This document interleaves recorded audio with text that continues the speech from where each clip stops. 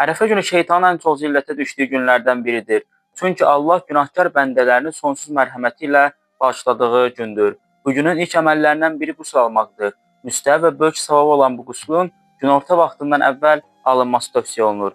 Ərəfə günü dualar və tövbələr qəbul olunduğu üçün namazlardan sonra dua və münacatla məşğul olmaq savabdır. İmam Hüseynin əleyhissalamın ərəfə duası çox məşhurdur. Bu dua dərin ilahi məhəbbət, təfəkkür və tövbə ilə doludur. Eyni zamanda Səhifə Səccadiyyədə yer alan İmam Zeynalabidinin duası da oxuna bilər. Ərəfə günü İmam Hüseynin və digər imamların ziyarətnamələrini oxumaq müstəhəbdir.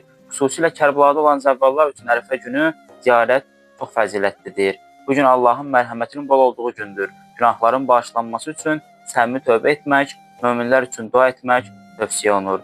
Ərəfə günü sədəqə vermək savablı əməllərdəndir. Ehtiyac sahiblərinə yardım göstərmək tövsiyə olunur. Ərəfə günü oruç tutmaq çox bəyənilir və böyük savabı vardır. Allah edilən ibadətləri qəbul eləsin.